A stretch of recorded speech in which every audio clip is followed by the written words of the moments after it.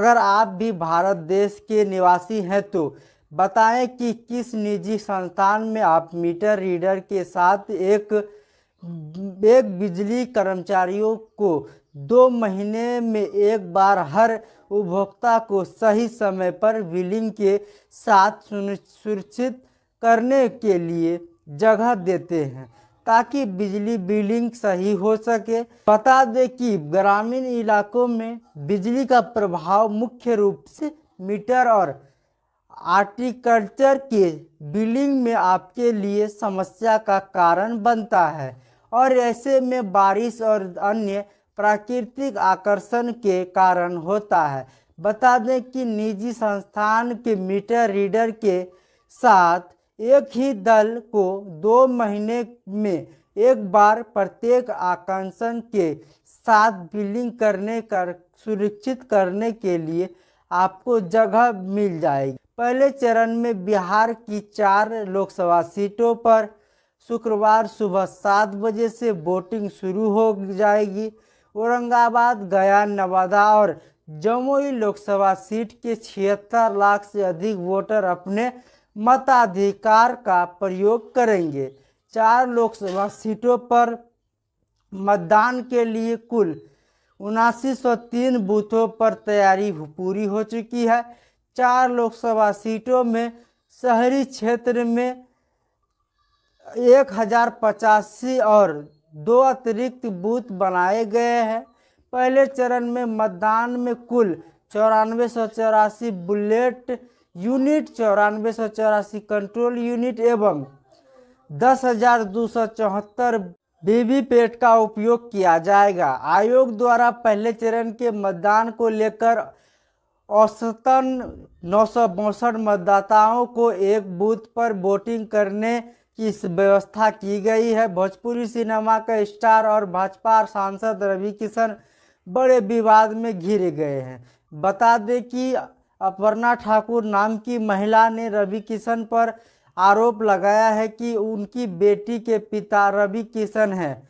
अपर्णा ठाकुर की बेटी सिनोवा भी खुद को रवि किशन की बेटी बता रही है।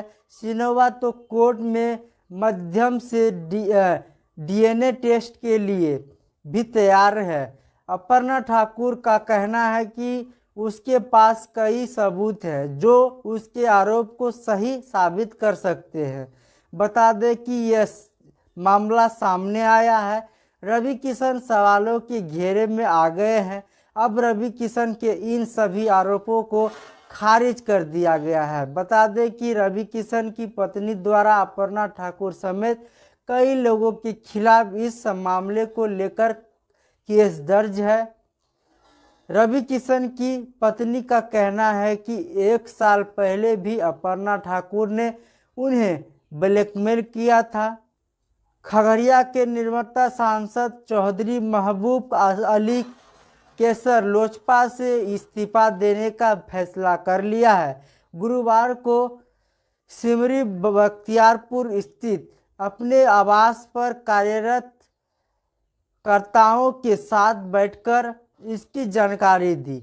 वह अब राजद ज्वाइन करेंगे। 2 बार खगड़िया से सांसद रहे कैसर ने चिराग पासवान पर मोटी रकम लेकर टिकट बेचने का आरोप लगाया है। बिहार के कटिहार जिले में एक शख्स अस्पताल में पहुंचा।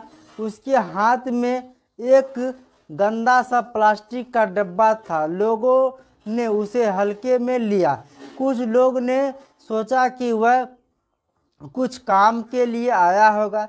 जैसे ही उसने कहा कि कैरेट सांप ने डस लिया है, वह इलाज के लिए आया है। इसके बाद डिब्बा देखते ही डॉक्टर और नर्सों के होश उड़ गए। सभी इधर भागने लगे। सभी उससे दूर भागने लगे। शख्स ने बताया कि उसने काटने वाले सांप को इसलिए पकड़ लिया रखा है कि डॉक्टरों को जहर को लेकर कोई कंफ्यूजन नहीं हो। घटना यादव ने चल दी अपनी चाल। वैशाली से इस दिग्गज नेता को दे दिया टिकट। दिलचस्प हुआ चुनाव।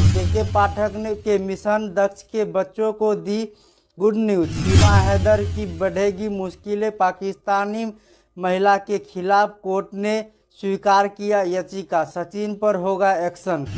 राजद प्रमुख लालू यादव ने टिकट की घोषणा होने के बाद वैशाली से राजद के टिकट पर उम्मीदवार बनाए गए विजय कुमार शुक्ला उर्फ मुन्ना शुक्ला का चुनाव सिंबल दिया है। मुन्ना शुक्ला ने सोमवार को 10 बजे सर्कुलर रोड पहुंच लालू प्रसाद से मुलाकात की और चुनाव सिंबल प्राप्त किया। बता दें कि मुन्ना शुक्ला राजद के टिकट पर इस बार वैशाली से चुनाव मैदान में हैं। उन्होंने कहा कि 80 करोड़ गरीब लोगों को भाजपा 5 किलो गेहूं और 5 किलो चावल देकर भ्रमित करती है। बिहार शिक्षा विभाग के स्तर से उन बच्चों के लिए एक कारगर कदम उठाया है जो पढ़ाई में कमजोर हैं। ऐसे बच्चों के लिए विशेष क्लास का निर्णय लिया गया है। वैसे पूरी शिक्षा व्यवस्था को पटरी पर लाने के लिए विभाग की ओर से बराबर कोई न कोई कदम उठाए जा रहे हैं, जो कदम कारागार भी साबित हुई है। बच्चों के हित में भी कई कदम उठाए गए हैं, जिसमें ताज़ा निर्णय कमजोर बच्चों के लिए विशेष कक्षाएं संचालित करने की है। विभाग द्वारा उन बच्चों के लिए विशेष कक्षा जो कक्षा 9 और 11वीं की वार्षिक परीक्षा में फेल हो गए हैं या परीक्षा में शामिल नहीं हुए थे।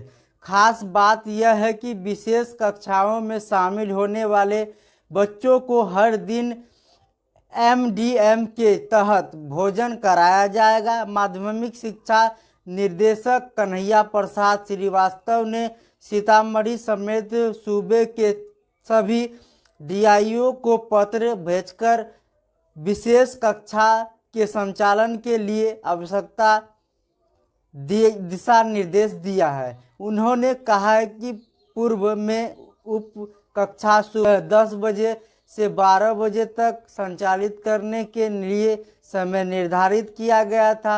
अब समय में बदलाव कर दिया गया है। अब 8 बजे से 10 बजे कर दिया गया। निर्देशक ने कहा कि विद्यालय के शिक्षा 7 बजे आएंगे और विशेष कक्षा के संचालन के बाद घर जाएंगे। विभाग ने सुबह 10 बजे कक्षाएं खत्म होने के बाद MDM से लंबित कराने का निर्देश दिया है। पाकिस्तानी भाभी सीमा हैदर की मुश्किलें बढ़ने जा रही है। सीमा हैदर के पहले पति की शिकायत के आधार पर जो याचिका दाखिल की गई थी उसको कोर्ट ने स्वीकार कर लिया है। यह याचिका सीमा हैदर के पहले पति गुलाम हैदर के वकील मोमिन मालिक ने दी थी, जिसको गौतम बुद्ध नगर के अतिरिक्त एवं जिला सत्र न्यायाधीश राजेश कुमार मिश्रा की कोर्ट में स्वीकार किया गया है, जिसमें बताया गया है कि सीमा हैदर का भारत आना और बिना धर्म परिवर्तन किए सचिन मीना से शादी करना गलत है। गुलाम हैदर के वकील मोमिन मालिक का कहना है कि सीमा हैदर ने अपने आप को पाकिस्तान के सिंध प्रांत में रहने वाले गुलाम हैदर की पत्नी बताया था। यह नोएडा पुलिस की रिपोर्ट में भी दर्ज किया गया है।